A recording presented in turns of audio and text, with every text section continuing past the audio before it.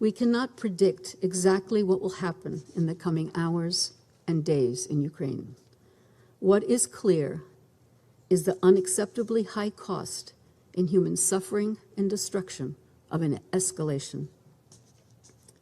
The people of Ukraine want peace, and I'm certain the people of Russia want peace. We must do everything in our power to ensure that peace prevails. Thank you, Mr. President. Я благодарю госпожу Ди Карло за ее брифинг и сейчас предоставляю слово тем членам Совета, которые хотели бы выступить с заявлениями. И первым я предоставляю слово представителю Албании. Thank you, Mr. President. Dear colleagues, this is the fourth time the Council is meeting in Ukraine in a matter of weeks. Every time we meet, reality on the ground confirms bit by bit what some of us have been anticipating. Russia has been saying one thing and doing its contrary. We were told troops were retreating when they only have increased. We were told to stop hysteria since troops were in Russian territory. No longer, they are invading a neighbor unprovoked with false pretexts, false narratives, and fabricated news. Every development unfolding in the last 48 hours confirms to us and to the world that Russian worries have nothing to do with its security, that its anxieties are not linked to NATO enlargement, that this issue is not a confrontation between Russia and the West. This is a confrontation between Russia and international law, the UN Charter that it deliberately has chosen to ignore, a confrontation between a hegemonistic vision and the rules-based world order. Dear colleagues, it's not about Russia's concern, it's about Russia's appetite. The Ukrainians are facing another aggression just because they dare to exist, because they have chosen to be independent, because they have opted for democracy. Dear colleagues, this is a dark hour not only for Ukraine, but for the entire international community as we witness with trepidation the progression of a pure act of aggression carefully planned and cold-bloodedly being executed. We called and hoped for a back down of the Russian Federation from this senseless, destructive and self-destructive action. We repeat the same call for Russia to stop, to reflect, to reverse its illegal decisions, to withdraw from this senseless madness, to de-escalate, not to push towards precipice. Several mechanisms are in place and various proposals have been made, including by President Zelensky, whose calls remain unanswered. Diplomacy is like hope, it dies last. But for it to work, it must be seized, not ignored, as the Secretary General just called for here. We call on the fellow members of the Security Council to rally in support of Ukraine's sovereignty and territorial integrity. Russia has been warned repeatedly that they will be alone in this foolishness, that they will be responsible for the innocent lives lost, including Russians maybe, and for the destruction caused in the heart of Europe in the 21st century. If they choose to continue to execute their plans, as everything indicates, they will bear not only the consequences of the war, but also the historical blame and shame of invading a neighboring country when its responsibility as a big country, as a permanent member of the Security Council, calls for it to work and help preserve peace and security, not to torpedo it. We reiterate our support to Ukraine's sovereignty and territorial integrity within its internationally organized borders and territorial waters. In concluding, I welcome the presence of the permanent representative of Ukraine to this meeting. I would like to convey to him, to the Ukrainian government and people, that at this most critical moment in their history, they are not alone, and we stand firm in full solidarity with them for their rights to be free and choose who they want to be. I thank you. Я благодарю представителя Албании за его заявление и сейчас предоставляю слово представителю Соединенных Штатов.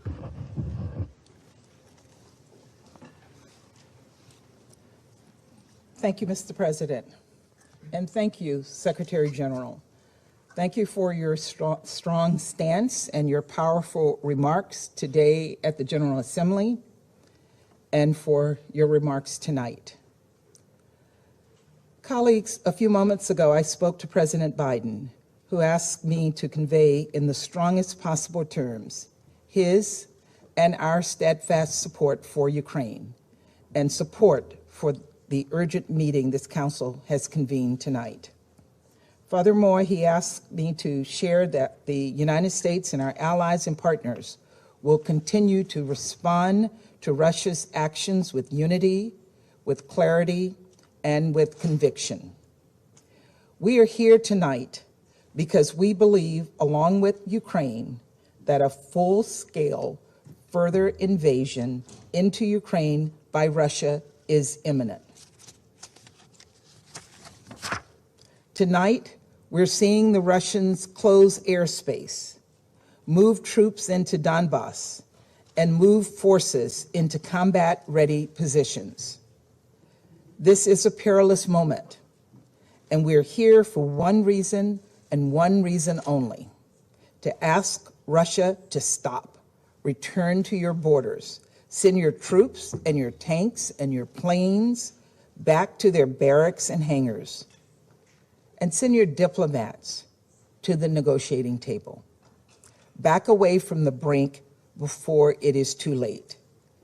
Last week, the United States informed this Council and the world about what we expected to see unfold. We said that Russia would manufacture a pretext for an attack. We have since seen numerous false flag events staged along the lines of contact in Donbass. We said Russia would theatrically convene emergency meetings at the highest levels of the Russian government. We all saw this on Monday with the state televised Security Council meeting held by President Putin, an orchestrated moment in which the Russian government decided to recognize as, and I quote, independent states, unquote, sovereign territory of Ukraine controlled by Russia's proxies since 2014. They literally violated Ukraine's sovereignty and territorial integrity on live television before the world. We said that false proclamations would come declaring Russia would need to defend Russian speakers in Ukraine.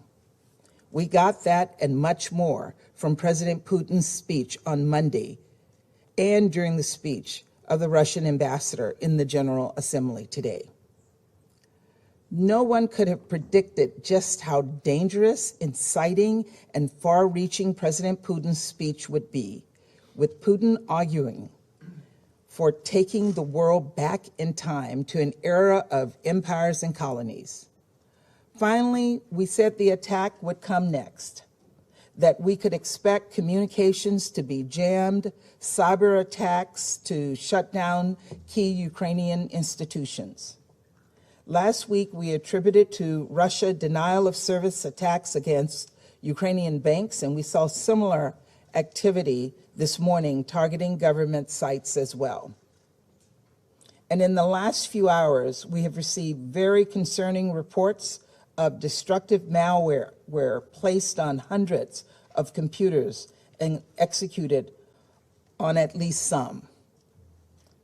After that, we said would come the bombs and missiles, the soldiers and the tanks.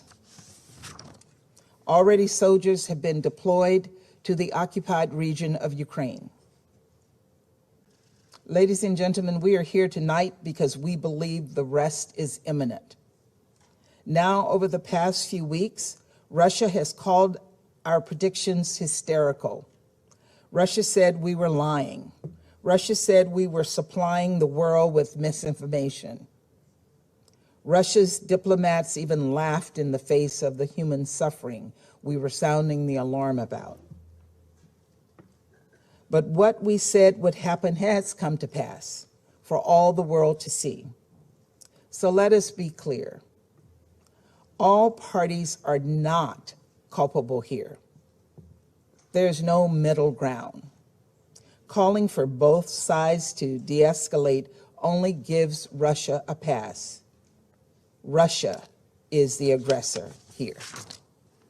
Russia's attack on Ukraine is tantamount to an attack on the UN and every member state in the chamber tonight. The Security Council is charged with adjudicating threats to peace and security. Russia is bypassing it entirely and taking matters into its own hands. And that undermines the institution. It undermines everyone who participates in it.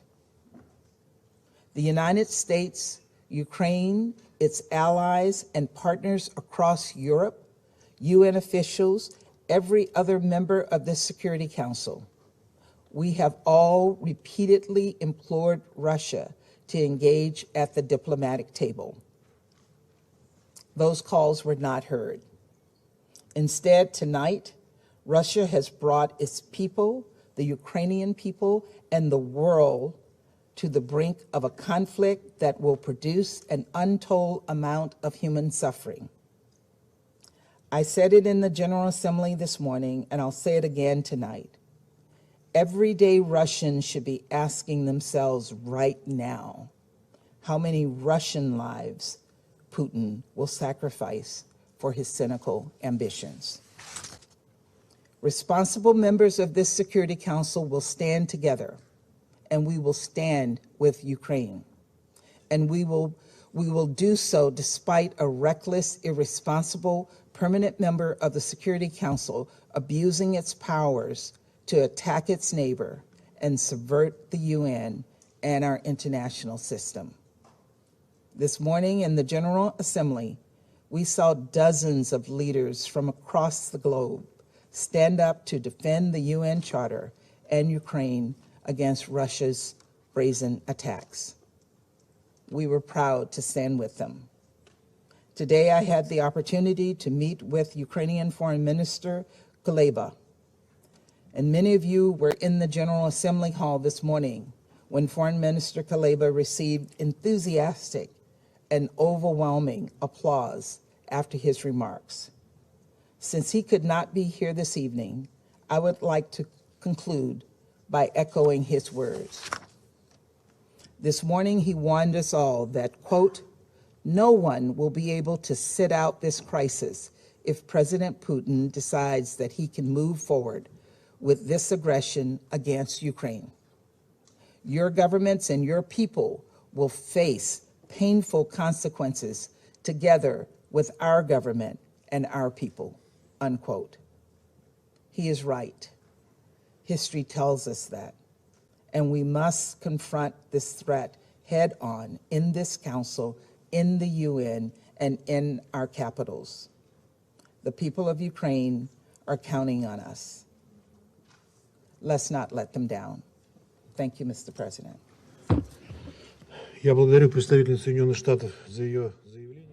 Okay, and with that, we want to bring to you a bit of breaking news that we're getting from the White House right now. Press Secretary Jen Psaki saying the president is closely monitoring the developments in Ukraine, and he will continue receiving regular updates from Jake Sullivan, his national security advisor. He also spoke with his UN ambassador, Linda Thomas Greenfield. You just heard from her before this meeting tonight. Again, this is an emergency meeting that is going on with ambassadors around the world. And we're hearing new information about possible cyber attacks that are going on, specifically with Ukrainian banks, state and local institutions. That's what's being reported as of this moment. It's already a nationwide state of emergency in Ukraine at this time. I want to bring in foreign policy expert Michael Santo. We're just going to talk for a second here, and then we'll get right back into the remarks at that emergency meeting. But how substantial are these updates here in that this is not just imminent anymore? This feels like it's going on now. This is a really historic, in a scary way, moment for all of us in our life, because this is a quasi-confrontation between the two nuclear superpowers, and there really, truly are only two.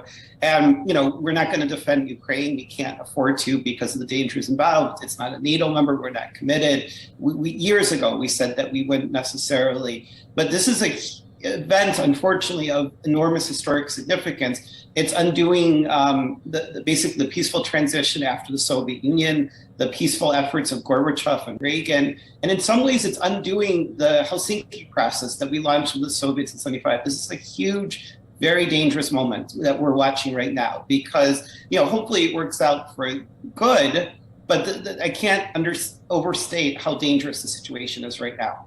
Right. Soldiers already being deployed to Ukraine at this time, and further attacks are soon, is what we're hearing from our U.S. ambassador. Also, the Secretary General in the beginning pleading with Putin to stop troops from invading Ukraine. Could anything come of these pleas? I mean, I think it shows the huge significance and how terrible this moment is for Europe, the world, and America. It could completely transform our world into a very dangerous situation, like some of the worst times during the Cold War, even like the Cuban Missile Crisis, the Euro Missile Crisis. I think it's very dangerous, actually. I think that our only hope to stop this is somebody in Russian society, government or military, is able to talk sense into Putin and stop him and say, the future for Russia is economics and technology, not war. And here's why I think it's really dangerous. If you study his pattern over 22 years, even when he's prime minister, I think this is what he always wanted to do, to basically rebuild the stature and power, military power of the Soviet Union.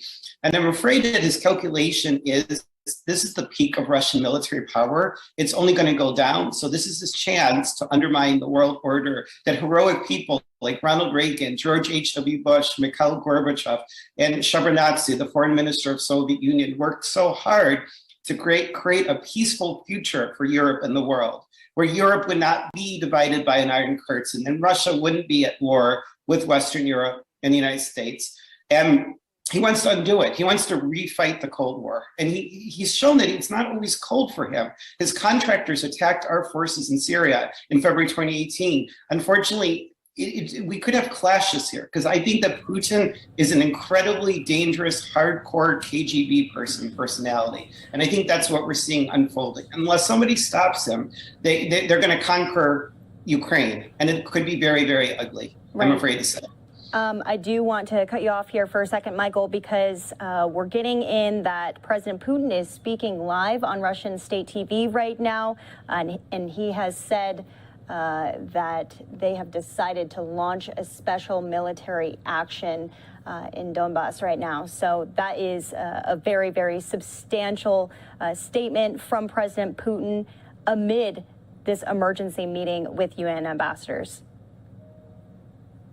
Now, I will say that we crossed the point of danger zone if and when, and unfortunately appears it's imminent, Russian tanks start to encircle Kyiv, that they go quite a bit farther than Donbass. And there seems to be this very costly, massive buildup to do something massive that could involve cruise missiles and airstrikes against major Ukrainian cities. This special military operation that Putin is ostensibly announcing is more of a add-on rather than massive escalation. Unfortunately, all signs from U.S. intelligence and satellite pictures suggest that as soon as in the next few hours we could see something massive, and the cost in Ukrainian and Russian lives could be terrible. So it's a very dangerous situation, and it could be an immense human tragedy unfold in Ukraine for Russians and Ukrainians. Okay, foreign policy expert Michael Santo joining us here on the line. We're going to get back into this Security Council meeting as it still is underway. We'll hear from the ambassador of France. Ukrainian people conveyed by President Zelensky in his address to the Russian nation a few hours ago. Ukrainians want peace. They want a relationship of good neighborliness with Russia, mirroring the family and personal relationships which bind to so many Russians and Ukrainians. The international community, Mr. President, has made its voice heard, its united voice, today at the General Assembly. It is that of respect of the Charter of the United Nations, the peaceful settlement of disputes, that of diplomacy. It echoes the clear declarations of the Secretary General. Once again, we call on the Russian Federation to follow this path, to draw back on its decision to recognize separatist entities of eastern Ukraine and to call its soldiers back. We call each of the members of this council to act responsibly and to resolutely support all initiatives to prevent and put an end to violations of the Charter of the United Nations. If Russia confirms that its choice is war, it will have to take all of the responsibility and pay the price. Thank you. I thank the representative of France for his statement, and I now give the floor to the representative of Ireland. Thank you, Mr. President, and I'd like to thank the Secretary-General and Under-Secretary-General De Carlo for their very sobering remarks at the beginning of our meeting. Mr. President, tonight as we gather at this table, we are staring into the abyss of a major conflict in Europe, a conflict that would have major global implications. Tonight, the core principles of this United Nations, in which we believe, are under attack.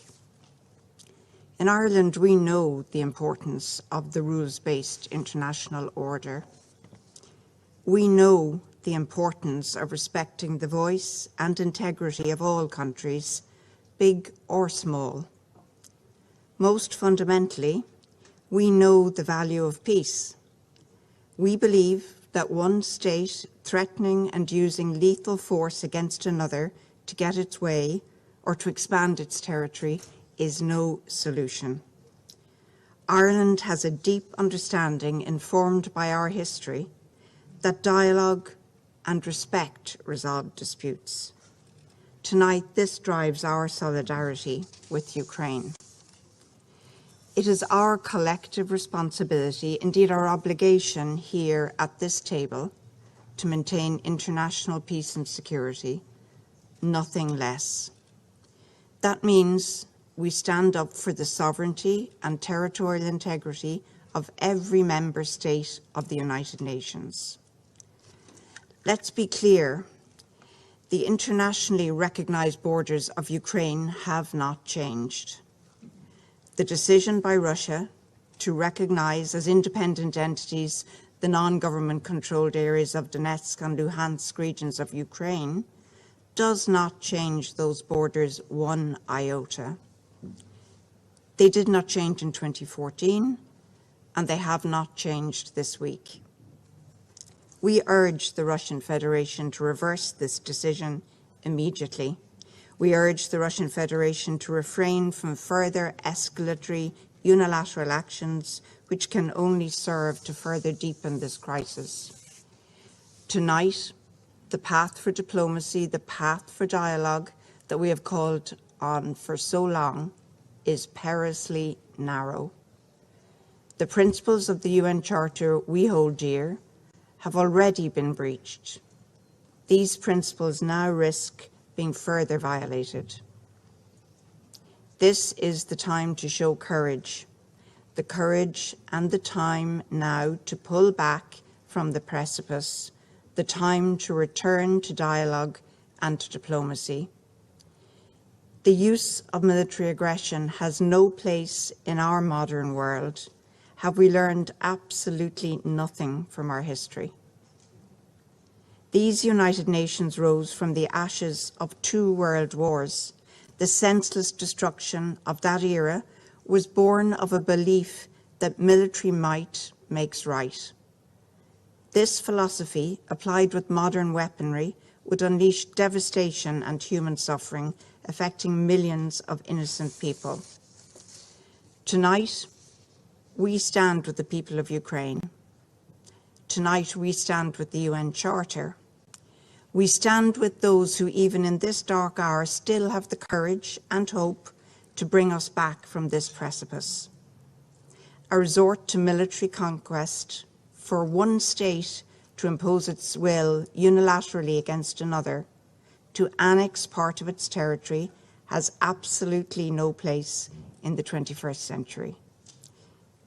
There is still a choice to turn from the path of war to the path of diplomacy and dialogue. Mr. President, it is never too late to make the right choice. Thank you. I thank the representative of Ireland for her statement, and I now give the floor to the representative of India.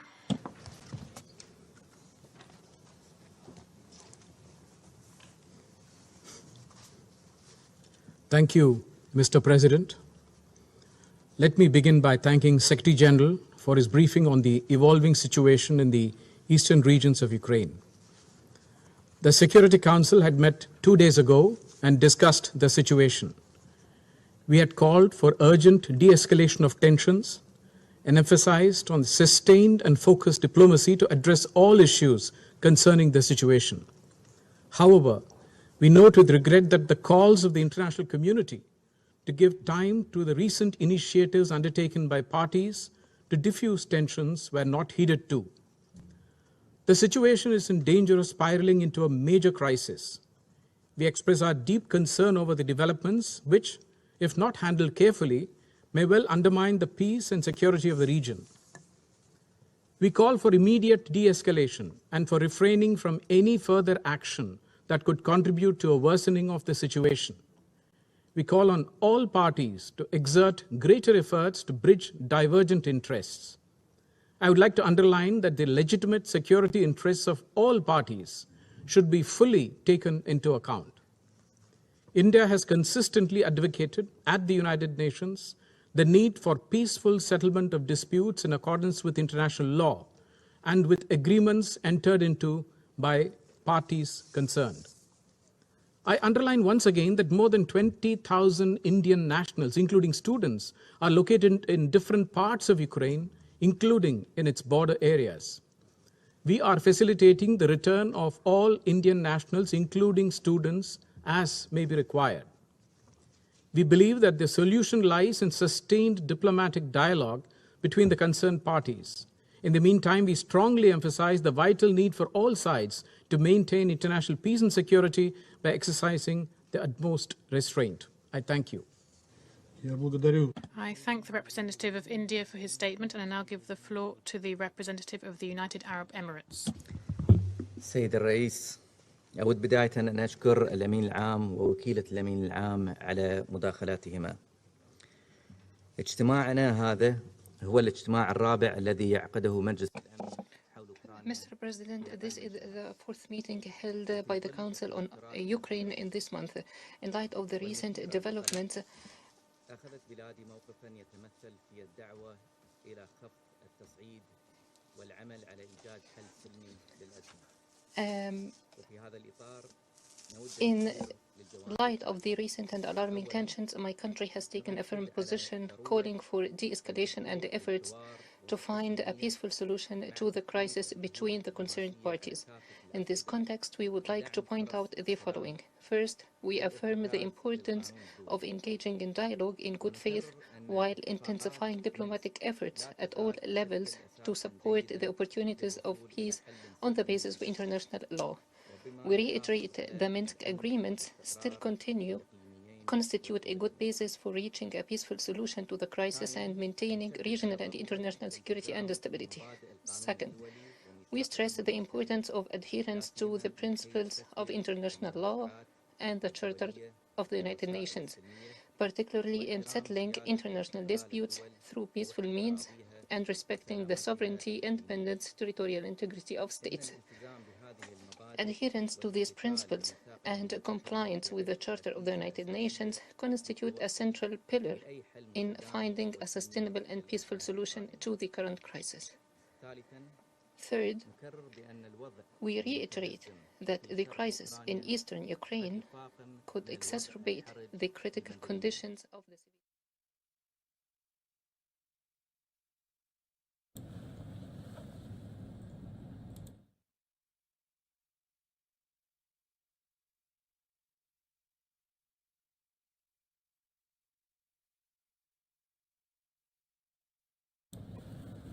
All right, this is Andrew Kraft here, and we have been listening in to this emergency session of the UN's Security Council.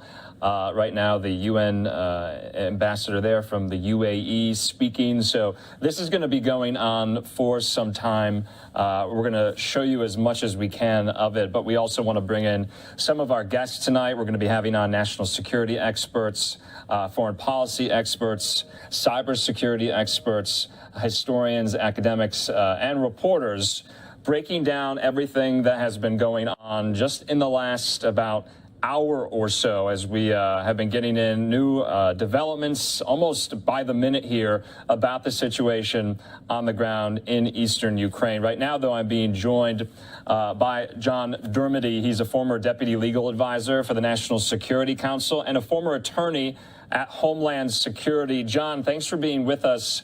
I wanted to get your first reactions because literally as we speak, Vladimir Putin is making an address on Russian state television, and he said, quote, what appears to be a warning.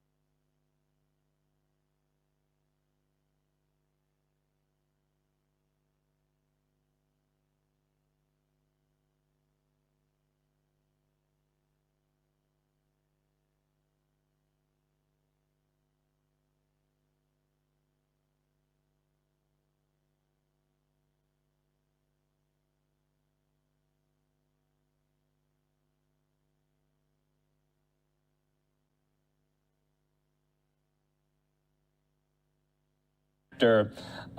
When does this all kind of get out in the open?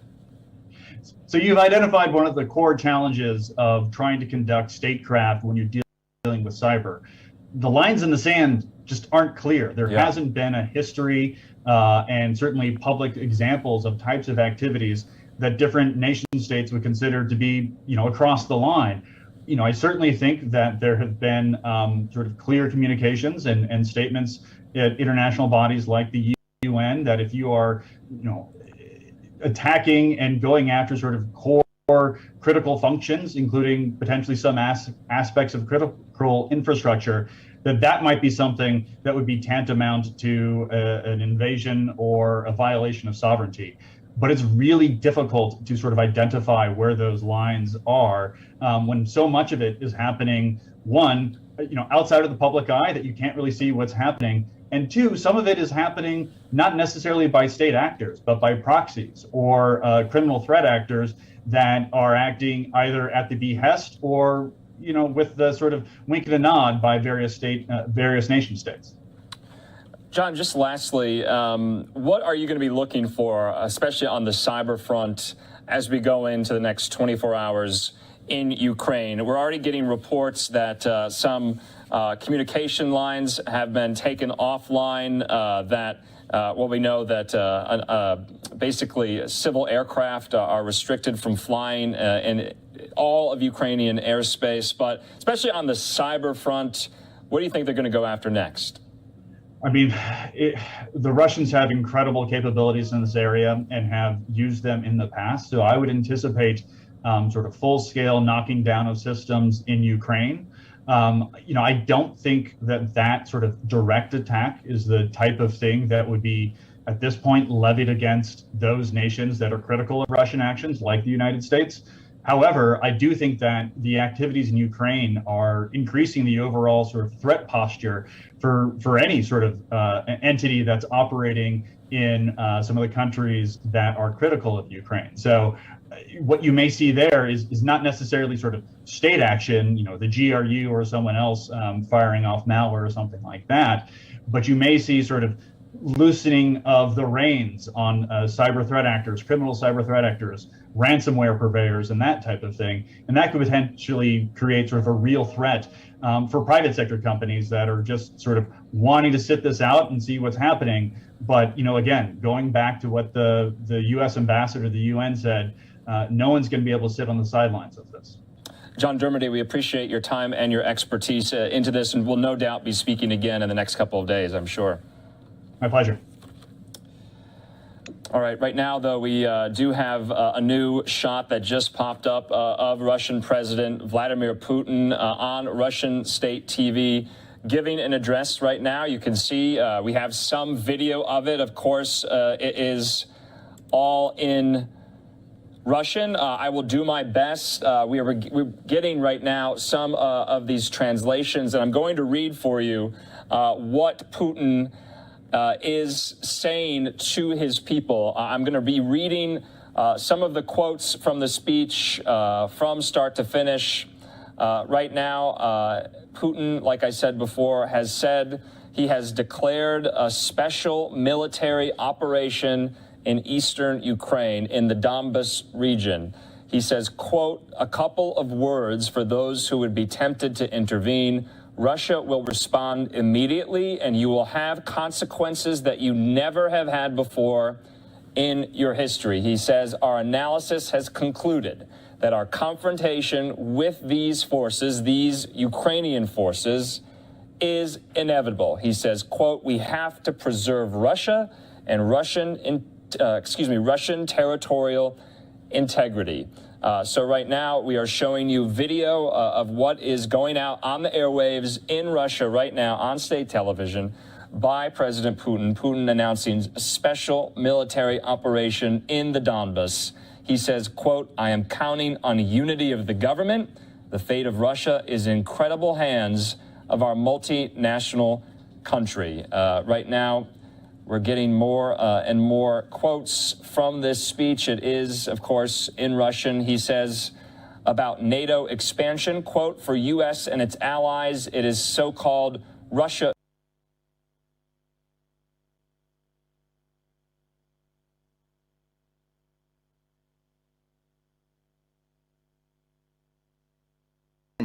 They promised not to move NATO not an inch to the east, and they just cheated on us. They just framed us, set us up. They let us down. You often hear that politics is a dirty business. Well, but not to such an extent. Come on, give us a break. And such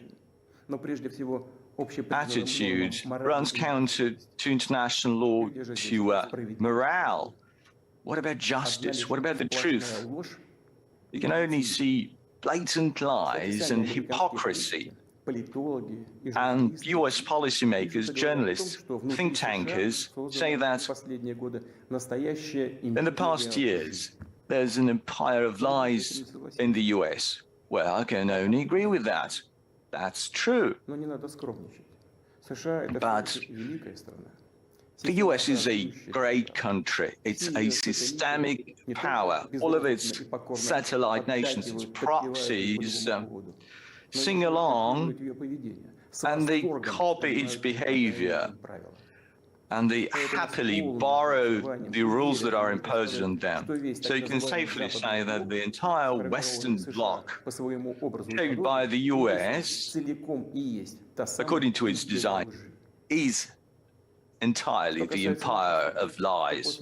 As for Russia, following the Soviet Union, given the unprecedented openness of contemporary Russia and its readiness to work with the US and other Western partners and unilateral disarmament, they tried to destroy us, to give us the headshot. That was happened in the 1990s and in the early noughties, when the so-called collective West was very active in supporting, nurturing terrorism and gangs of violent extremists in Russia, in the south of Russia. And we had to go through a lot of turbulent events before we broke down the backbone of international terrorism in the Caucasus. We will never forget about it. There have been attempts to use Russia in their own interest, to destroy our traditional values and to impose their own pseudo-values, which would destroy which would be a ticking bomb for the Russian nation. Within the same principles they want to impose on themselves, that they lead to degradation because they run counter to the nature to human nature, and that won't happen. No one in history has been able to do that, and they won't succeed in doing this. But in December 2022, we reached out to the US and their allies to agree on the security principles in Europe and on the attempt to avert any NATO expansion to the east. But it's all in vain. The US doesn't want to agree with us on the key principles and the key concerns.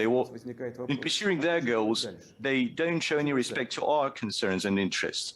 Well, the big question is, what do we have to expect next? We know that in 1940 and in the early 1941, the Soviet Union tried to avert, or at least to delay, the launch of the war, World War II.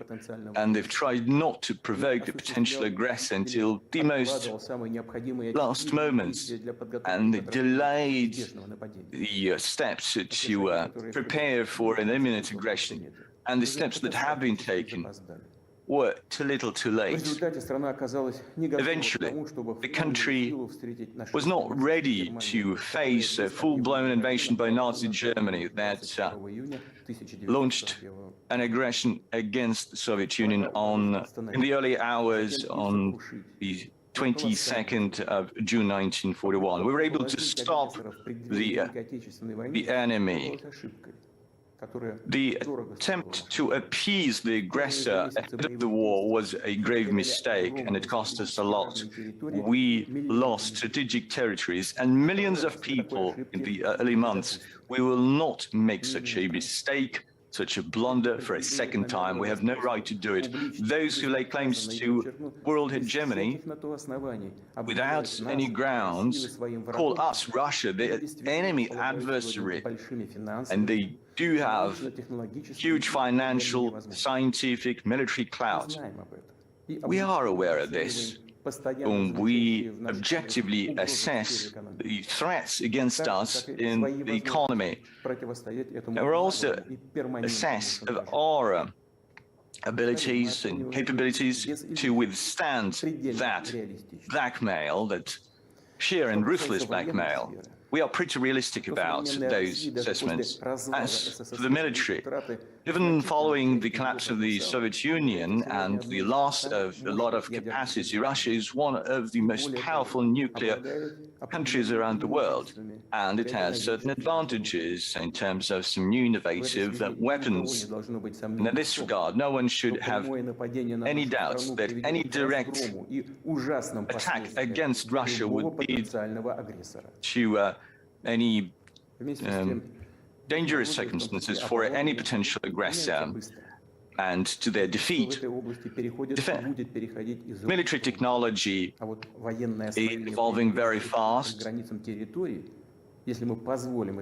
Now, if we allow any deployment of military systems near our borders, well, these systems will stay there for decades, and they will create an absolutely unacceptable threat. As NATO is moving to the east, the security for Russia is getting more and more dangerous. And NATO has been saying that they need to bring its infrastructure to Russia as fast as possible. So they've been toughening up their talk. We can't just sit idly by. It would be completely irresponsible for us. Further deployment of NATO infrastructure and the deployment of weapons in Ukraine is unacceptable. Definitely NATO is the tool in the foreign policy of the US. On our historic lands, we have anti-Russian systems, anti-Russian forces. They receive NATO military weapons, the latest cutting-edge weapons. And the US and its allies are pursuing the containment policy for Russia. And for us, it's an existential threat.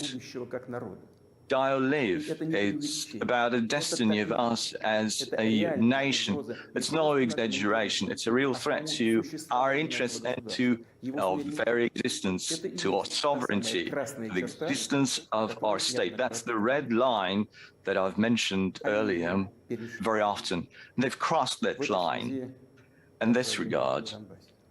Now, on the Donbass, what we're seeing is that the forces that led a coup d'etat in 2014 have captured power, and they've been preserving it through some declarative procedures. They don't want to see any peaceful resolution in the Donbass.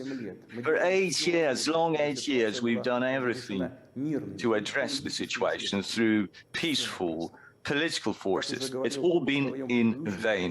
Now, as I said in my previous address,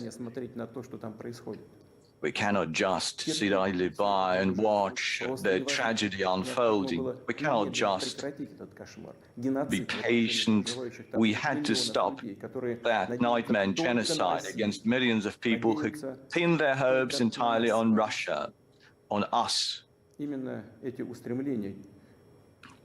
These aspirations, the pain of the people, have been the key motive behind the decision to recognize the People's Republics in the Donbass. What should we highlight? Leading NATO countries have supported extreme nationalists and neo-Nazi pursuing their goals. And those forces in Ukraine will never forgive Crimeans for their free choice, and they will push for Crimea, and just like they did in the Donbass, they will push for a war there, just like the Hitlerites' bands in Ukraine killed local people in World War II, and they also laid claims to some other Russian territories.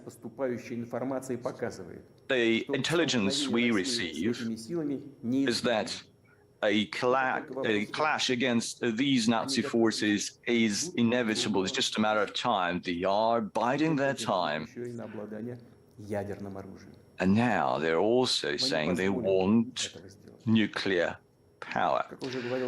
They want nuclear weapons. We will not let them do it. As I said, Russia accepted new geopolitical realities following the collapse of the Soviet Union. We will respect any new nations in the post-Soviet territory. We will respect their territory, and we do respect it. And one of the examples is the assistance we extended to Kazakhstan that faced a tragic situation and a challenge to its territorial sovereignty, integrity and sovereignty. Russia cannot exist having a permanent threat coming from modern Ukraine. We all remember that in the noughties, in 2005, we put up resistance to terrorists in the Caucasus. We preserved Russia. In 2014, we supported Crimea, people of Crimea and the Sevastopol. In 2017, we put up a shield against the terrorists from Syria. We have no other choice. We had no other choice to defend ourselves. The same is happening right now. We simply don't have any other choice to protect our people, and we'll have to use the only available choice that we will use today. The circumstances require immediate, resolute action. The People's Republics of the Donbass have requested assistance from Russia. In this regard, in line with Article 51.7 of the UN Charter, with the authorization of the Parliament of Russia, and in exercising the Treaty on Friendship and Mutual Assistance with the Donetsk People's Republics and Lugansk People's Republics, I've taken the decision to conduct a special military operation. Its purpose is to protect people who have been subject to abuse and genocide by the Kyiv regime for 8 years. And to do this, we will strive to demilitarize and denazify Ukraine, and also bring to justice those who have committed numerous bloody crimes against civilians, including citizens of the Russian Federation. We don't have any plans to occupy Ukrainian territories. We don't want to force anything on anyone, but we've heard claims in the West that the documents signed by the Soviet totalitarian regime about the outcomes of World War II should not be actually implemented. Well, what can I say to that? The outcomes of World War II, just like the tragedy and the losses and casualties by the Soviet Union, is a sacred thing. And it doesn't run counter to the sacred rights, human rights, based on the realities that we have. Again, every nation has a right to self-determination, like it's outlined in Article 1 of the UN Charter. People who lived in Ukraine have never been asked of how they want to set up their country, to live in their country, and we have the right to shape our own future and the right for our posterity, and we want to have the same rights for every person who lives in modern Ukraine. And I'd like to address the people of Ukraine. In 2014, Russia had to protect the people of Crimea and Sevastopol from those who you call themselves neo-Nazi.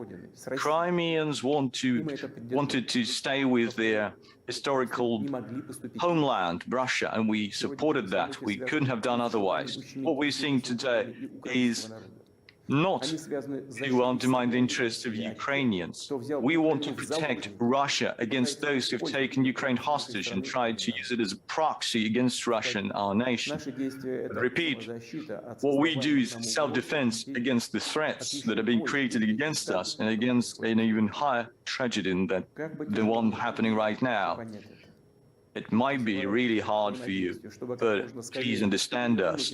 Let's work together to turn over this tragic page as soon as possible and move ahead together, not to allow anyone to intervene in our relations and to work together in a way so that would be an opportunity to overcome any issues. And despite any state borders that would still help us to be stronger, I believe in this future. I'd like to address the armed forces of Ukraine. Comrades, your fathers and grandfathers fought against Nazis, defending our common motherland. This is why I don't think you like that neo-Nazis captured the power, and you pledged your oath of allegiance to the Ukrainian nation and not to the junta, the illegitimate junta. Don't follow its criminal orders. Please lay down your weapons and go home. I call on you to do that. All the Ukrainian soldiers that will do that will be able to leave the military zones and go back to their families without any barriers. Again, any responsibility on the bloodshed will lay entirely on the conscience of the Kyiv regime. Now, a few important, very important words for those who may be tempted to interfere in the events taking place from the outside. Whoever tries to interfere with us, let alone create threats for our country, for our nation, must know that Russia's response will be immediate, and it will lead you to such consequences that you've never faced before in your history. We are prepared for any development. All the necessary decisions have been taken. I hope my call will be heard. Fellow Russians, well-being, existence of nations, their success and viability always rely in culture and values, the traditions and experience of their predecessors, and they depend on the resilience and the ability to adapt, to consolidate, to mobilize the forces to move forward. You always need strength, but this kind of strength could be of a different nature. As I said, the US is an empire of lies, and they have a very direct, blunt force. And we often say in Russia, yes, you have the force, but you don't have the brain. Well, we need to rely on justice and truth that is on our side. And if that's so, then we have to agree that the strength and the readiness to fight are the backbone of independence and sovereignty. They are the foundation that you can build your future on, your home, your family, and your homeland. Fellow Russians, I'm positive that soldiers and officers of the Russian armed forces devoted to the country will perform their duty professionally and courageously. I have no doubt as all the levels of power will work like clockwork.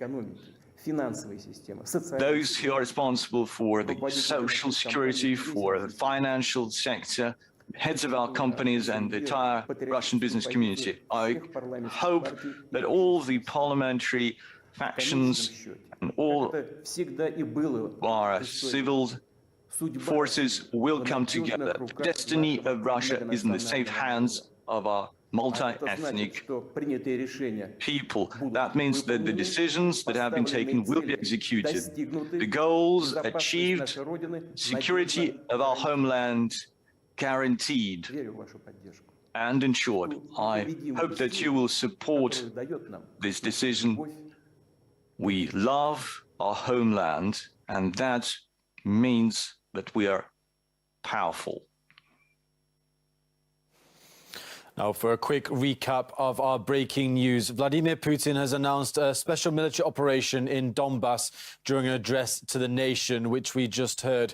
The president said there will be no occupation of Ukrainian territory, and he also called on Ukrainian troops to lay down their arms and to go home. The goal, he said, was to bring justice to those who committed numerous crimes against civilians, including Russian citizens. This comes after the People's Republics of Donbass turned to Russia's military for assistance. Reportedly, in the Donbass republics and in Ukraine, artillery explosions can be heard.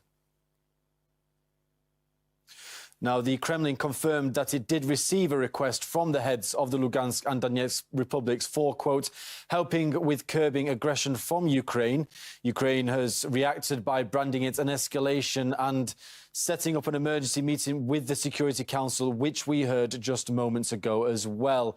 That meeting is still ongoing as far as we understand, and we will keep you up to date on any developments as and when we get them.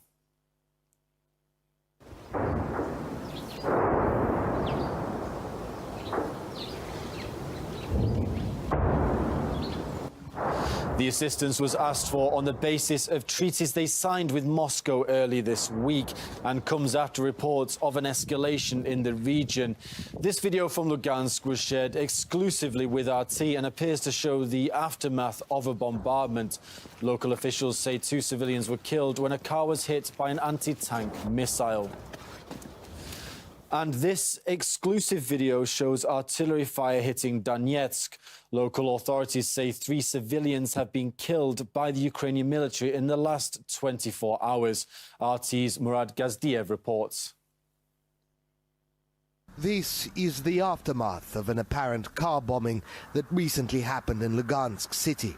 Devastated during the war 7 years ago, violence has come anew to the separatist republic, to the city and the outskirts.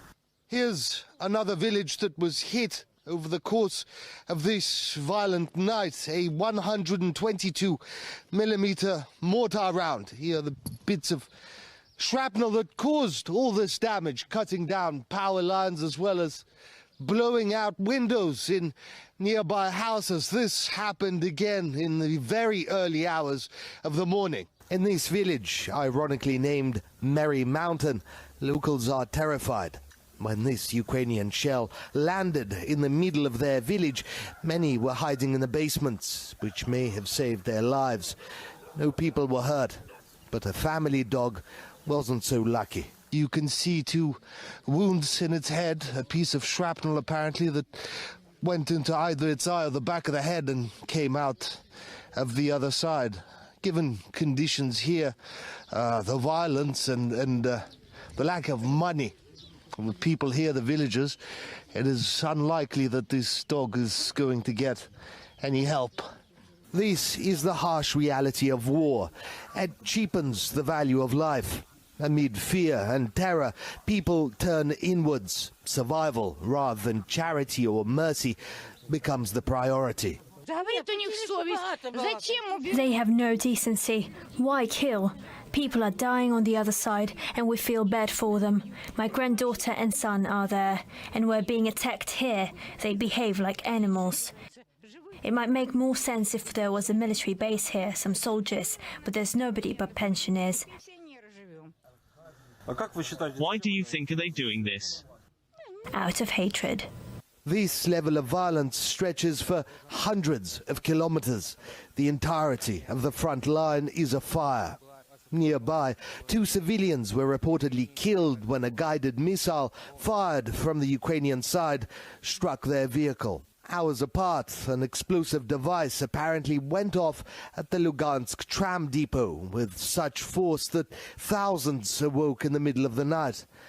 People are exhausted, physically and psychologically wasted by 8 years of war. And so it goes on, the violence and shelling and bombardment. It dulls at times, only to start up again with renewed ferocity. And there is no end in sight. Diplomacy, so far, has failed everyone. Now, to get reaction on this breaking news here on RT International, we can cross live now to political analyst Alessandro Bruno. Alessandro, welcome to the program. Thank you. Obviously, huge developments in these tensions with Ukraine. Do you think Putin's decision to launch this military operation was inevitable? I think the decision became inevitable, and I think he was pushed into it. The West, and President Biden in particular, could have done many things to prevent it.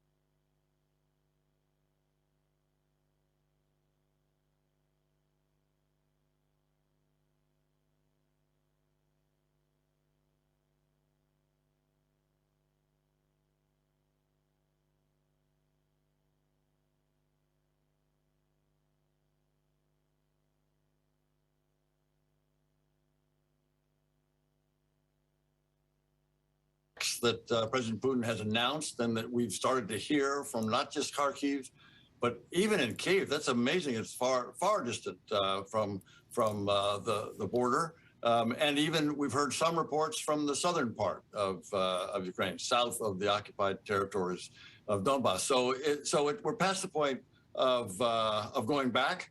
He's attacked. Putin has no justification for this. There is no indication whatsoever that he was able to find a justification. He was looking for one. He was hoping that he would have some rationale, something that he could point to that says, oh, the Ukrainians are attacking. He never got that. The Ukrainians were so disciplined to not respond to the provocations. And so now President Putin is left with no rationale. He has undertaken an unprovoked attack on a neighbor. This is criminal. He will go down in history badly for this. And now, as that invasion is underway, if you were still the U.S. ambassador to Ukraine, what would you be doing right now? So I would be making it clear to the Ukrainian government that we're strongly supporting them. We support their sovereignty. We support their right to fight back. We have been providing weapons and ammunition, training, and equipment, and we will continue to do that. The Ukrainian government will now have to decide how it responds. It's clearly going to fight. The Ukrainian military is prepared for this. It's not a match. It is clearly not a match for the Russian military, but the Ukrainian military will exact a very high price. There will be Russian soldiers who will be killed if they come across the border, if they follow up these missile attacks or artillery attacks or aerial bombardments, which must be going on right now. If they follow those up with attacks across the border by infantry or artillery or tanks, they will pay the price. So the Ukrainian military will fight hard. You mentioned that the U.S. military is helping with weapons, ammo, equipment.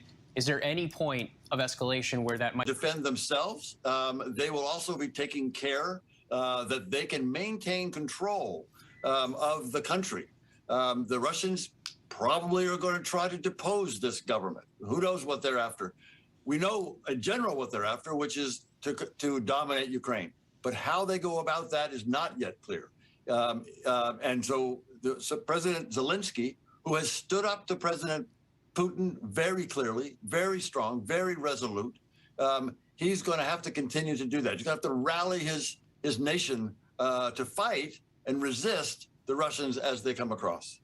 Now, as all this is happening, the UN is still in an emergency meeting discussing the crisis in Ukraine right now, many pleading for Russia to pull back. What can UN diplomats actually achieve? Not very much. Sad to say that the Security Council, because it has a veto power for the Russians to use, the Security Council cannot act. So it is not able to stop. It wasn't able to stop the invasion in 2014. The Russians invaded Ukraine, of course, in 2014. Security Council met, and the Russians vetoed the condemnation. It was very interesting. The Chinese, even the Chinese, abstained from that. Be interesting to see what the Chinese do this time. I would imagine that Security Council will propose that the United States will propose a resolution that condemns this attack, this unprovoked attack on a sovereign nation in violation of the UN Security Council and the UN Charter. And I imagine that the Russians will veto it. So that will then set the stage for another conversation in the General Assembly.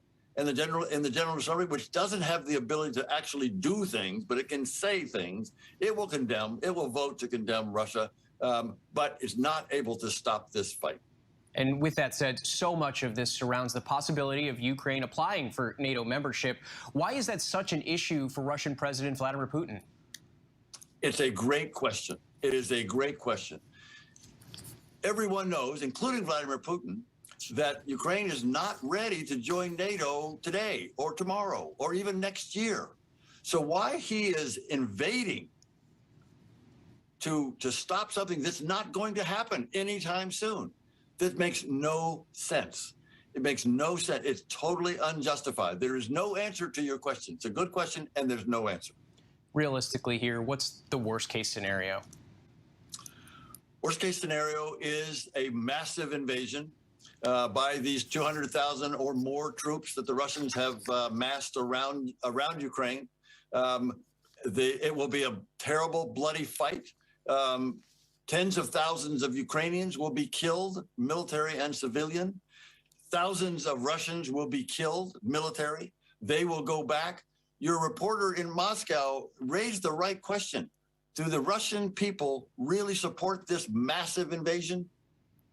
I doubt it. I doubt it. In particular, when their brothers and fathers and sons come back. The other thing we just heard was explosions in a town called Dnipro, which is right here. So if you draw a line here from Kyiv to Dnipro, that would be the only thing that the Russian army would have to take. And then this waterway, the Dnieper River, forms a natural boundary. So now Putin could carve off essentially 1/3 of eastern Ukraine and be able to control the river and all of the exports that go down the river into the Black Sea. All of their domestic gas production is here, and this is one of the richest agricultural areas in the world. So if Putin's looking for a prize, Kharkiv, Dnipro, all the way down to Kherson as the forces come up from Odessa, and he owns this part of it. Whether he goes after Kyiv itself, we'll wait and see. Only has about 30,000 troops up here to the north. That's a city of almost 4 million people if you take in the suburbs. So that's a tough thing. But we do know that what Mr. Putin wants is to teach the Ukrainian government a lesson, and if he can, to bring them down and create a puppet government in Kyiv. And tonight we've heard the sound of explosions in Ukraine. Help lay this out for us. What could a military operation look like? What does it include? Attacks on the ground, missiles in the air? What would this actually look like? Yeah, we don't know, but what we do know is the Russian playbook. So the first thing that you do in a major invasion like this, where you are attacking a country with very capable surface-to-air missile systems, air defense systems, you would send in cruise missiles and surface-to-surface missiles in all those places where they had missiles that could take down your airplanes. Once the skies are clear, then they'll launch more surface-to-surface missiles that are very accurate, could go after critical infrastructure, power plants, things like that, equipment areas, military command and control. Now that you have the skies clear and you have initial air defense taken out, now you can bring in your bombers, you bring in your attack aircrafts, and you pound the Ukrainian army from the air with no ability to defend themselves. At some point, given all the array of military ground forces we see here, Mr. Putin will come into Ukraine in some way with some intent. Again, don't know if he wants to go after Kyiv and bring down the government here, or whether he wants to carve off this eastern part of the country. Remember that this is the rebel-held area of Donbass, but this is not all of the Donbass. All of the Donbass goes way out here. The rebel-held area is only about 1/3 of the Donbass. So if he said, I need to go in and retake the Donbass, he's got some work to do in here. But again, a line from Kharkiv to Dnipro down to Kherson would give him that 1/3 of the country, and maybe that's enough. And Russia seems to have struck first here, so how can Ukraine respond? Are they prepared militarily to respond to a Russian invasion? They are much improved. The U.S. and NATO countries have been working with them to improve their military since they were whipped in 2014 by the Russians in the Crimea and in the Donbass. So they've gotten better. The problem is the Russian military has also gotten much better. Over the last 15 years or so, Mr. Putin has put a lot of money into improving the Russian military in a way that makes them a very, very capable military, once again, in sort of reflecting that past glory of the Cold War. That means that the Ukrainians, even though they sort of match up man for man on the ground, it still means that the technological advantages that the Russian army, Russian military, Russian Air Force has really is going to be no match. So will Mr. Putin be able to take large parts of Ukraine? Yes, it may take weeks, it may take months, but eventually he'll be able to do that. What he will not be able to do is be able to hold that territory. You think about it, it takes about 3 to 1 in terms of the number of troops. So if he has 150, 170,000 troops around here, if he's going to even hold this much of Ukraine, he's going to need double or triple that, and he can't afford that. He goes into an election in 2 years from now and can't have body bags coming home from some bloody occupation like he saw in Chechnya. So it's probably going to be a get in, get out. I think we heard that tonight where he says he doesn't want to hold terrain, wants to teach the government a lesson. What that lesson is yet to be seen. For the Ukrainians' defense, how does the mobilization of reservists help?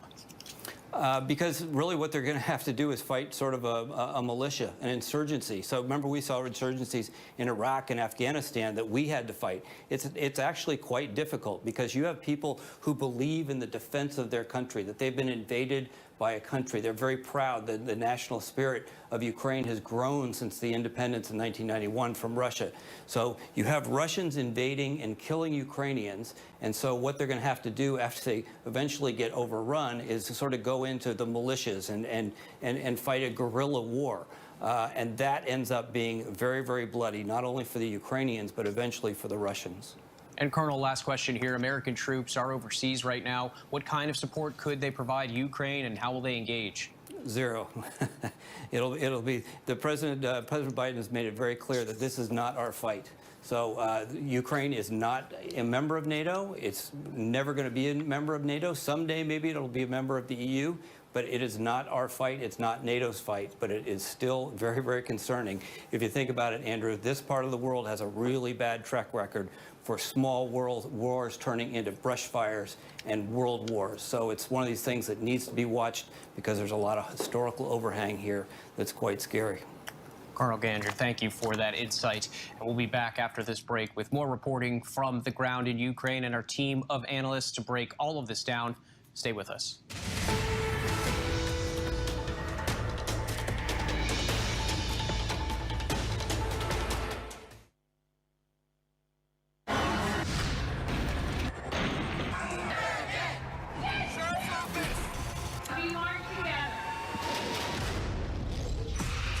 Powerful stories of our time, anytime.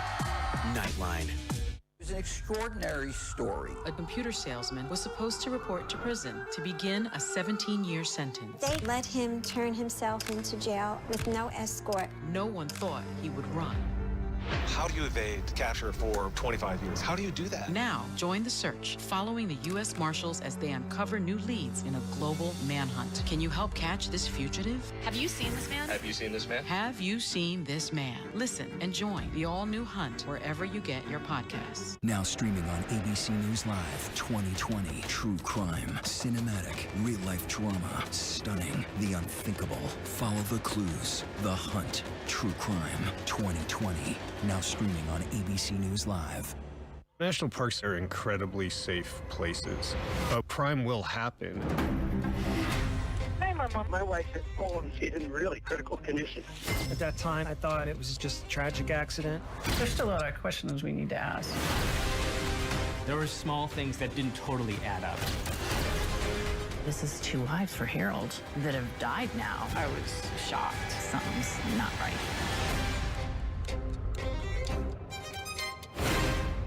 They were a killing team.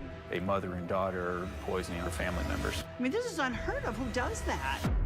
I knew they were drinking antifreeze. What? Nobody just drinks antifreeze. It's incredible. She's never talked publicly until now. How is it that you could kill your own family? There's more to that than what people know. What is the truth, Diane? The new 2020, Friday at 9/8 Central on ABC. I know what happened, and I'm not guilty. Why the fascination with criminal trials? Figure out what's really out there. She revealed she had murdered his family. I know in my heart that he did this. It's the time of suspicion. The ending's really tough. You don't know whether truth is going to be difficult to find unless you try to find it.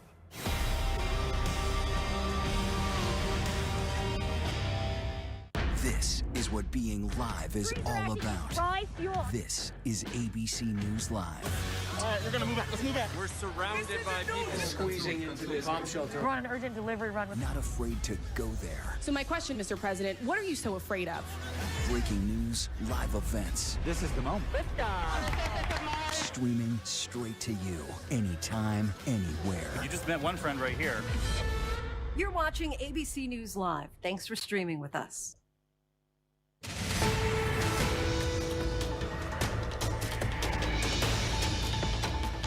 Welcome back, and let's get right to that breaking news from Ukraine. Let's bring in ABC's Aaron Katersky in Lviv in the west of Ukraine. Aaron, there have already been reports of blasts to your east. What's happening there in Ukraine right now, and what are you seeing? Well, it appears that Russian forces have struck deep into this country as something of an opening salvo, Andrew. The invasion is underway, as the Pentagon put it to our Martha Raddatz. It has started, and it started, it seems, with reports of troops coming across the Russian border in Kyiv, which is in the east of Ukraine and the country's second largest city. And it also started with bombs dropping in Kyiv, in the capital city, as heard by our team there. Elsewhere in Ukraine, I mean, who knows? We're not sure what this full scale of the invasion is going to look like over the next several days or weeks, or how long it could last, or what President Putin's intentions are. But we know the U.S.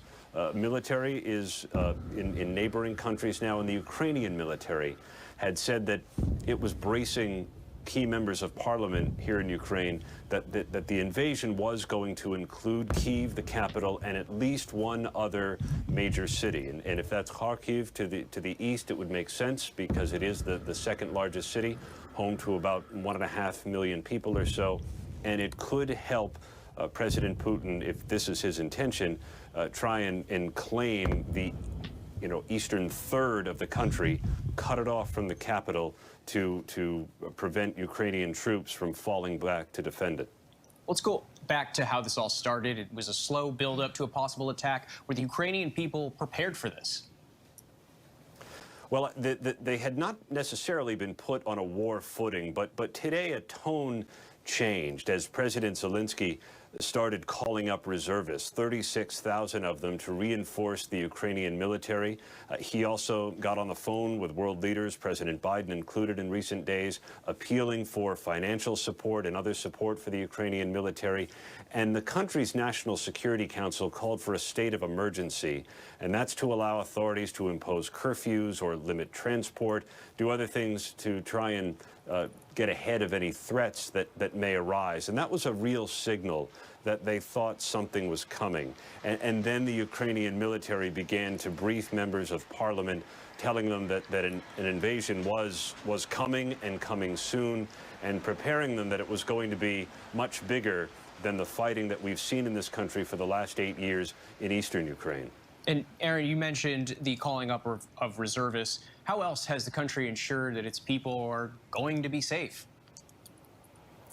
Well, they have certainly been well aware of the warnings from the United States and its European partners, Andrew. They know what the dire warnings have sort of built up. And although there's really been no outward sign of panic here, we know that in more recent days, in talking to people, that they've begun to sense that something was up, and privately may have begun to make plans. I visited a gun shop here in Lviv, and the manager was telling me that he's had a good deal of interest in recent days, people coming in wanting to know about firearms for self-defense or to protect their families. We've also heard of Ukrainians taking up arms in preparation to fight the Russians, should it come to that. There's a good sense of patriotism here. It's a country of 40 million people, and they are not going to go down without a fight. As President Zelensky had said, the Ukrainian people and the Ukrainian military are ready for whatever Vladimir Putin may have in store. And now that a Russian invasion appears to be underway, have there been any evacuations? We haven't really heard of any, and it seems as if that this feared mass exodus to Poland may not have started, but it's very early in this conflict, and indeed the busier direction at the crossing with Poland seemed to be the other way, as Ukrainians wanted to come back to their country, even knowing that something may be afoot. President Zelensky made a last-ditch appeal to try and avoid hostilities. He did it in Russian to Russians, well aware that his voice may never have been heard in Russia proper, but he wanted to get a message out to say that Ukraine wants peace, that it is not the aggressor that it has been portrayed in Russia in recent days. And he was hoping to sort of mobilize Russian support against what President Putin is doing, even though he undoubtedly knew it would fall on deaf ears. And Ukraine's president made a plea for peace today, even saying that he tried to call Putin and was met with silence. How have the Ukrainian people reacted to their leadership in this trying time? You know, I think there's been something of a rallying around Zelensky. He is the democratically elected leader, and although he's a political novice, having come from, you know, the world of entertainment, he's been doing all of the things a president can do. He's been urging calm, and indeed, we haven't seen any signs of anything but in the last more recent hours, he has started to make his people aware of perhaps what's to come. And now our teams have heard the explosions in the capital of Kyiv. Zelensky has been urged by the United States to leave the capital for his own safety, but we believe he is still there, although he has sent parliamentarians back to their constituencies to be with the people. Aaron, thank you, and be safe.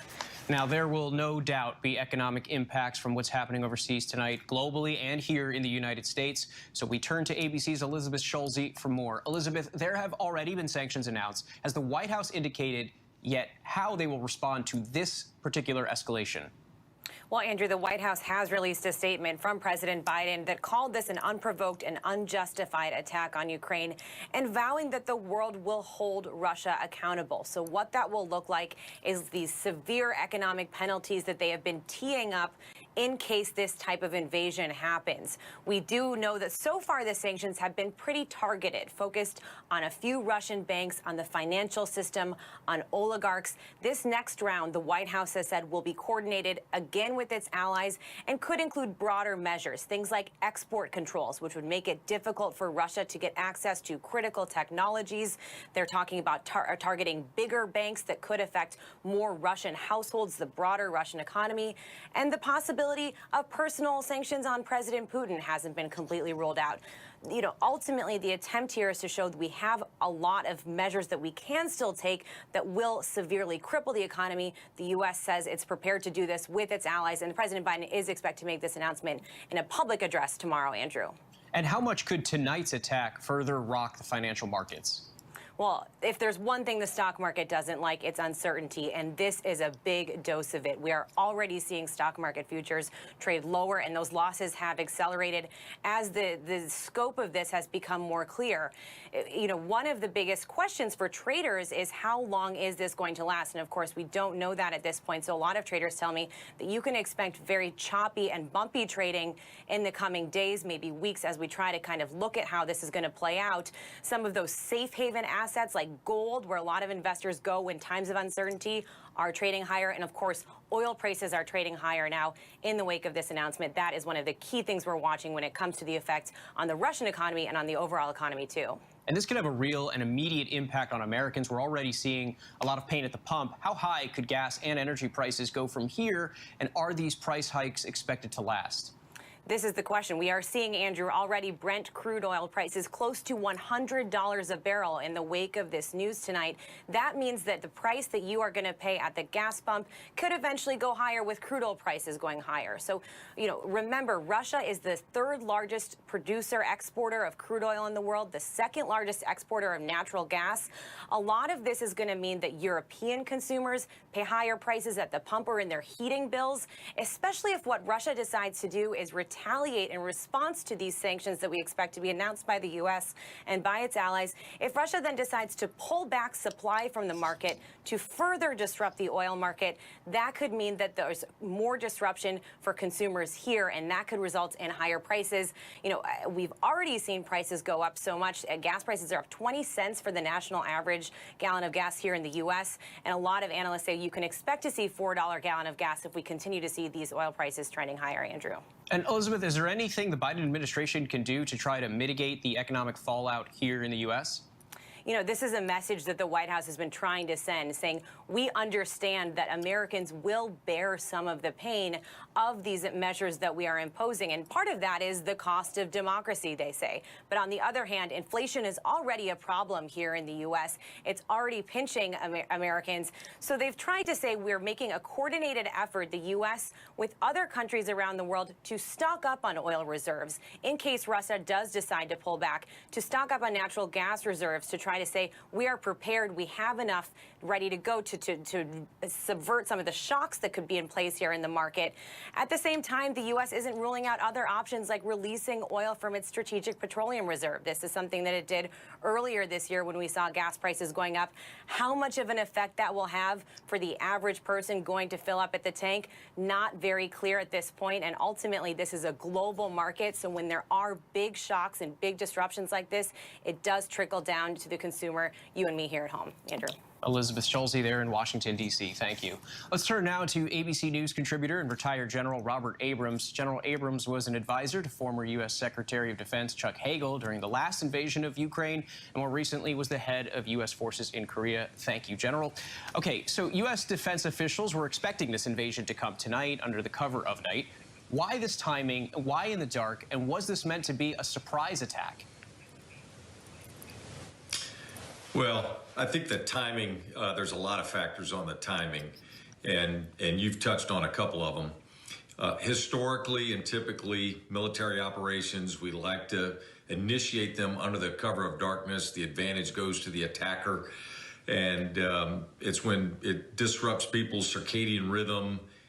It's disruptive to people's sleep cycles, the Ukrainian military people's sleep cycles, and so forth. So striking during the hours of darkness gives the advantage to the attacker.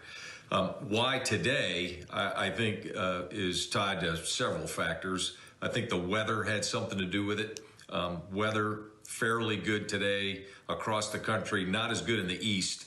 But as I've said a number of times, the weather factor swings in both directions.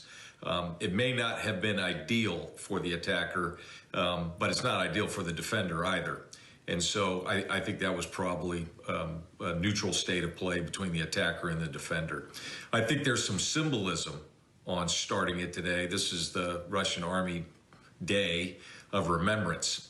And I think there's in Putin's mind, there was a little symmetry there to be able to initiate this defense of Russian people in eastern Ukraine on the same day. So I think many of those things played into his decision to launch his attack today.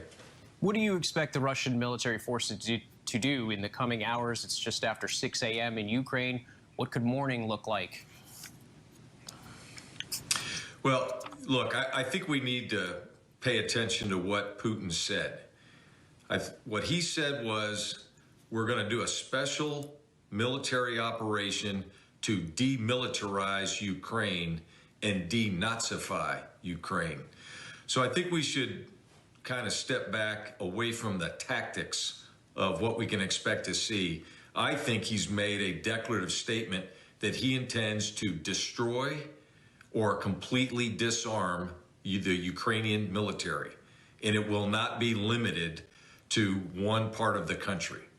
When he says demilitarize, that means destroy or disarm their capability to defend themselves.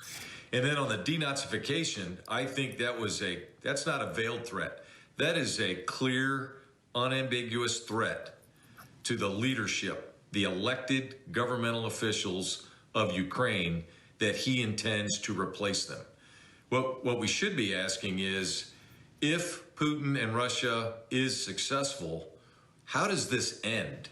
How does he put his own government, somebody who is sympathetic to Russia, who will be a puppet for Putin and the Russian regime? How will that play out? But I think he has signaled to Ukraine and signaled to the international community what his true intentions are here.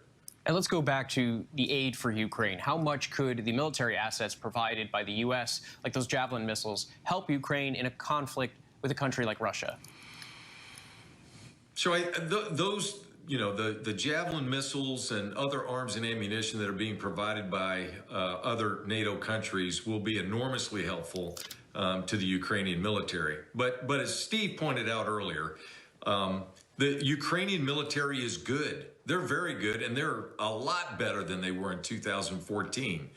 But unfortunately, size does matter, and numbers do matter when it comes to squaring these two countries up against each other. And Russia has a decisive advantage in a couple of areas. They have it in surface-to-surface missiles. They have it in combat aircraft. They have it in combat helicopters. And that is something that Ukraine just does not have, and it puts them at a military disadvantage. So I suspect and I fully expect that the Ukrainian military will put up a very stiff defense. But we're looking at some very tough days. The amount of firepower that Russia has aligned against the Ukrainian military right now is enormous. And I would expect us to see it completely unleashed here in the next 24 hours. Some tough days ahead. General Abrams, thank you. Let's bring in former Homeland Security official and ABC News contributor Elizabeth Newman now. Today, Ukraine experienced some smaller scale cyber attacks, but Russia is capable of much larger cyber attacks. Talk about what those could look like. Right. So today we initially saw some DDoS attacks. Those are denial of service attacks, which think about not being able to access your bank or a government website where you need some information. It's disruptive, but it's not really of the size and scale that we expect. But then later this afternoon, we actually got word that some malware had been released. It's a data wipe malware, and it had infected, reports are up to hundreds of computers in Ukraine, and the damage that that type of attack can cause could be significant depending on which places were targeted. And what some of the cyber experts are postulating, it's all pretty early to deduce everything, but they think that the DDoS attacks may have been launched to be able to distract from the other activities embedding this malware in networks. So it is very possible and likely that we will see more attacks kind of unfurl over the next few days, and with a particular focus on Ukraine. And the purpose of those is to try to cause more disruption and in particular damage and disrupt the ability to communicate with the public, as well as to exercise command and control of the military and organizing your response as a government. So I would expect to see more of those. We might also see attacks on infrastructure, taking out the energy grid. They actually did this to Ukraine back in 2015, took out power for about 1 to 6 hours for about 230,000 people. And we know that Russia has pretty significant capabilities, so I think we're just seeing the tip of the iceberg at this point. Bringing this full circle, there's serious concern about the prospect of cyber attacks right here in the United States by the Russian government. What is the likelihood that could actually happen? I think it's pretty significant. You've seen DHS and the Department of Justice actively try to raise the alarm about potential cyber attacks, and they've been doing this for months. They've been putting out bulletins, they've been holding calls with state and local officials, with private businesses, with the banks, anybody that is an owner or operator of critical infrastructure with a particular focus on finance, communications, internet, energy, oil and gas. We are very concerned that those businesses and critical infrastructure are going to be targeted, may already be in the process of being targeted, because of course in the way that cyber warfare is conducted, you often try to infiltrate, plant viruses, plant malware that is quiet and silent, and then you activate it when you need it. So the battlefield has probably already been prepped, and they've been trying to alert everybody to be on the lookout for suspicious activity. Shields up, as they say. But from an American citizen standpoint, what does this mean for us? It could mean that we see disruptions. You remember that we had the Colonial Pipeline attack. It was a ransomware attack, a little bit different than probably what we would see in this circumstance. But it didn't take much. It didn't take much to shut down that pipeline, and disruptions to gas supplies occurred pretty quickly. Prices went up, and then there were parts of the country where there were lines and people had to wait for the gas tank to come and fill up the station in order for them to fill up their car. So those types of disruptions are very plausible, and we saw Putin kind of threaten that tonight. I do wonder if his threat to the U.S. and to the West that we may, if we involve ourselves in some way, we might see attacks of the like that we haven't ever seen in our history before. That could be a reference to cyber warfare. We really have not seen the full scale of what it would look like for the United States and Russia to go head-to-head from a cyber perspective, because, of course, if they attack us, we have some offensive capability as well. We would likely retaliate. And where does that go? So the world's never seen that, and that is, that's a little disturbing. I think, I know that the people in the United States government that manage those capabilities are very mindful of the precedent that entering into cyber conflict may set and the dangers that might pose. But we will see how Russia chooses to handle itself. A lot more to monitor. ABC News contributor Elizabeth Newman, thank you. And now we want to check back in with former U.S. Ambassador to Ukraine, Bill Taylor. Thank you for joining us again. Now, in a statement, the White House said that the president plans to deliver remarks tomorrow announcing further consequences for Russia. What could those further consequences be? Andrew, he could pull out all the stops, and he should pull out all the stops. This is a major violation of Ukrainian sovereignty, major violation of international law, major invasion of a sovereign nation, in violation of everything that has kept the peace for all this time. And we have been very clear. President Biden has been very clear. The allies have been very clear that if he does this, if President Putin does this, which he has now done, that we will throw all of these sanctions and all of these export bans at him. And so I would imagine that we will see the maximum level of sanctions against top Russian banks, maybe SWIFT, maybe against the Russian central bank. This is a nuclear option in financial sanctions, is the Russian central bank. I would imagine, and I would hope, that all of these will be on the table. All of these not only on the table, would be implemented. Now is the time. President Putin has done what we said we didn't want him to do, and if he did, we were going to sanction him at the top level. At the top level, we should go to the top level of that escalation. Now, I want to play you a dramatic moment end of the UN Security Council meeting that just wrapped. It was a Ukrainian ambassador addressing his Russian counterpart. Take a listen. There is no purgatory for war criminals. They go straight to hell, Ambassador. What's your reaction to that?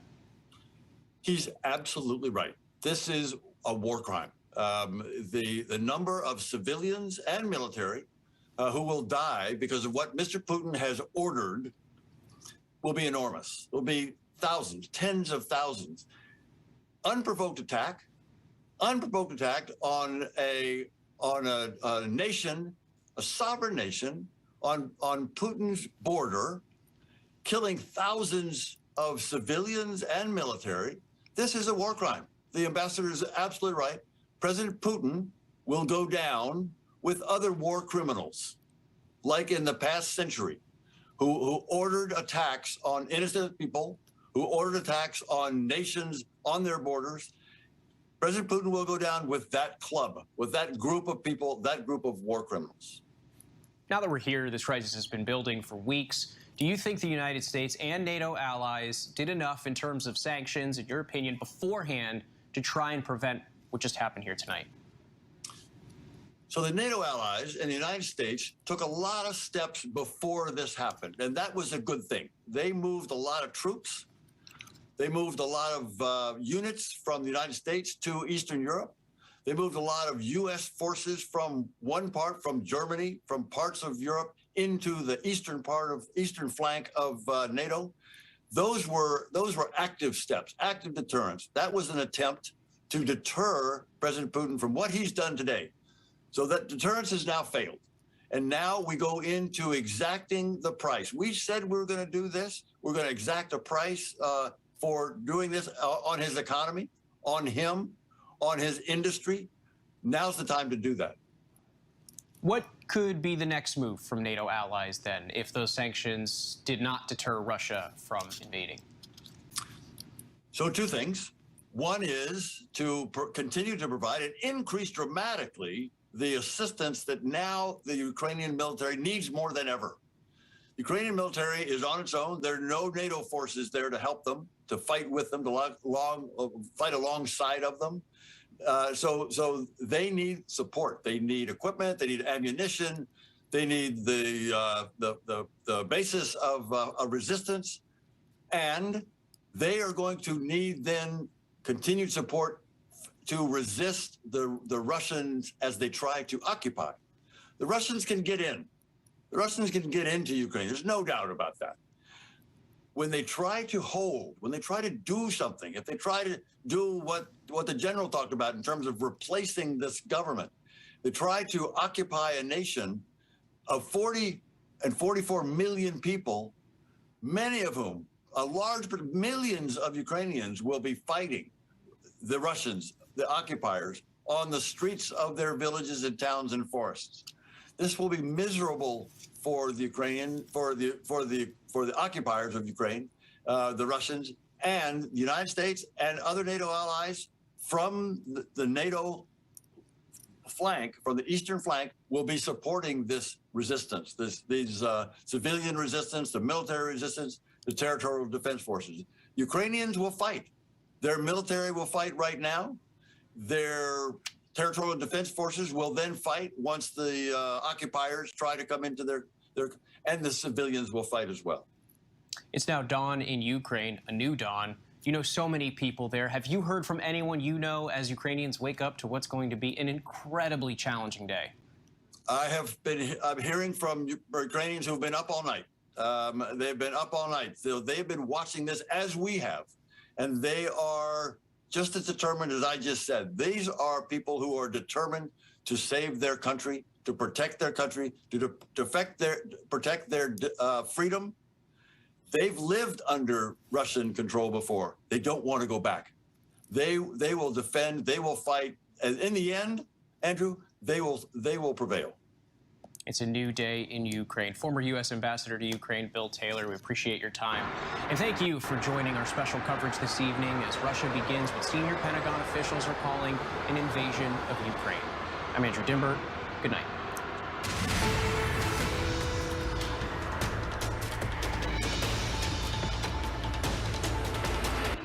More Americans choose ABC News, America's #1 news source. This is what being live is all about. This is ABC News Live. All right, we're going to move out. Let's move out. We're surrounded by people squeezing into this bomb shelter. Run, urgent delivery, run. Not afraid to go there. So my question, Mr. President, what are you so afraid of? Breaking news, live events. This is the moment.